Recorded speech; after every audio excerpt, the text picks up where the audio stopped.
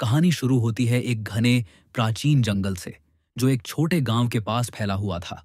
यह जंगल इतना घना था कि दिन के उजाले में भी इसकी गहराइयों में अंधेरा छाया रहता था।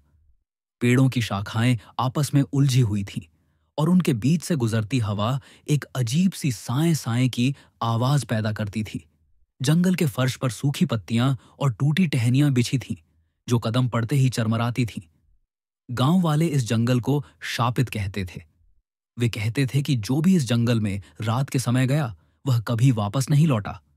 जंगल की सीमा पर एक पुराना जीर्ण शीर्ण बोर्ड लगा था, जिस पर लिखा था, रात में प्रवेश न करें। लेकिन समय के साथ वह लेख धुंधला पड़ चुका था। कहते हैं कि यह जंगल कई सदी पुराना था। यहाँ की मिट्टी में उन लोगों का खून समाया था जो युद्धों, बलिदानों और रहस्यमयी अनुष्ठानों का हिस्सा बने थे। गांव के बुजुर्गों की माने तो इस जंगल में एक प्राचीन मंदिर था, जो किसी अज्ञात देवता को समर्पित था। उस मंदिर में किए गए अनुष्ठान इतने भयावह थे कि देवता के बजाय एक दुष्ट शक्ति ने वहां वास कर लिया। उस शक्ति ने जंगल को अपना घर बना लिया और अब वह हर उस व्यक्ति का पीछा करती थी जो रात में जंगल की सीमा लांघता था। एक रात की बात है, जब आसमान में बादल छाए थे और चांद की रोशनी जंगल की घनी छतरी को भेद नहीं पा रही थी। गांव का एक शिकारी, जो अपनी निडरता के लिए जाना जाता था, जंगल में एक दुर्लभ जानवर का पीछा करते हुए गहराई में चला गया। उसके पास एक पुरानी राइफल और एक टॉर्च थी। उसने सोचा कि वह जानवर को पकड़कर गांव में अपनी वीरता का डंका बजाएगा। लेकिन जैसे ही वह जंगल के बीचों बीच पहुंचा, उसकी टॉर्च की रोशनी कमजोर पड़ने लगी।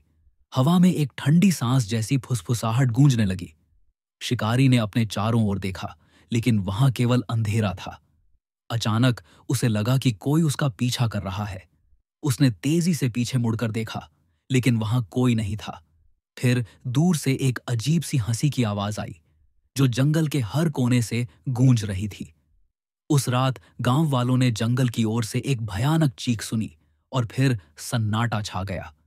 शिकारी का कोई निशान नहीं मिला। उसकी राइफल जंगल के किनारे पड़ी मिली, लेकिन उसका शरीर गायब था। समय के साथ जंगल की कहानियां और भयावह होती गईं। कुछ लोगों ने दावा किया कि उन्होंने जंगल की सीमा पर एक औरत की परछाई देखी, जिसके बाल लंबे और उलझे हुए थे। वह औरत धीरे धीरे जंगल की ओर चलती थी और फिर अंधेरे में गायब हो जाती थी। कुछ ने कहा कि उन्होंने जंगल के बीच से बच्चों के रोने की आवाज सुनी, लेकिन जब वे उस दिशा में गए तो वहां केवल सन्नाटा था। एक बार एक बूढ़े व्यक्ति ने बताया कि उसने जंगल के किनारे एक आकृति देखी, जिसके चेहरे पर कोई आंखें नहीं थी। वह आकृति हवा में तैर रही थी और उसके हाथों में कुछ था जो खून से सना लगता था।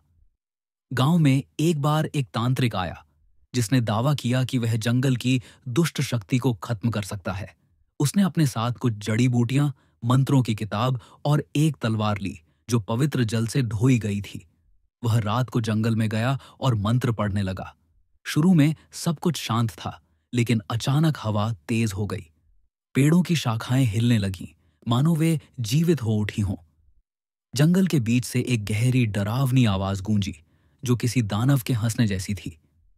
तांत्रिक ने मंत्र पढ़ना जारी रखा, लेकिन उसकी आवाज कांपने लगी। गांव वालों ने उस रात जंगल से एक अजीब सी रोशनी देखी, जो लाल और काली थी। सुबह जब कुछ लोग जंगल में गए तो उन्हें तांत्रिक की किताब और तलवार मिली, लेकिन वह खुद गायब था। कहते हैं कि जंगल में एक श्राप है। कई साल पहले एक औरत को गांव वालों ने चुड़ैल समझकर जंगल में जिंदा जला दिया था। उसकी चीखें जंगल के हर कोने में गूंजी थीं और उसने मरने से पहले श्राप दिया था कि जो भी इस जंगल में आएगा, वह उसकी आत्मा का शिकार बनेगा। कुछ लोग कहते थे कि वह औरत आज भी जंगल में भटकती है, अपने जलाए गए शरीर के निशानों के साथ। उसकी आत्मा का गुस्सा इतना भयानक था कि वह हर उस व्यक्ति को अपने साथ ले जाती थी जो रात में जंगल में प्रवेश करता था। रात के समय जब जंगल पर धुंध छा जाती थी, तो पेड़ों के बीच अजीब सी छायाएं नाचती थीं। हवा में फुसफुसाहट सुनाई देती थी, जो कभी किसी के नाम पुकारती थी तो कभी किसी गीत का टुकड़ा गुनगुनाती थी। गांव वाले कहते थे कि अगर आप रात में जंगल के पास से गुजरें और ध्यान से सुने, तो आपको अपने नाम की पुकार सुनाई देगी। लेकिन अगर आप उस पुकार की ओर गए तो आप कभी वापस नहीं लौटेंगे। जंगल के बीच एक पुराना पत्थर था जिसके बारे में कहा जाता था कि वहां आत्माएं इकट्ठा होती थीं। उस पत्थर पर कुछ अजीब से निशान थे जो किसी प्राचीन भाषा जैसे लगते थे। कुछ लोगों ने दावा किया कि उन्होंने उस पत्थर के पास एक औरत को खड़े देखा जिसके कपड़े खून से सने थे। वह औरत धीरे धीरे पत्थर की ओर बढ़ती थी और फिर हवा में गायब हो जाती थी। आज भी वह जंगल वैसे ही है।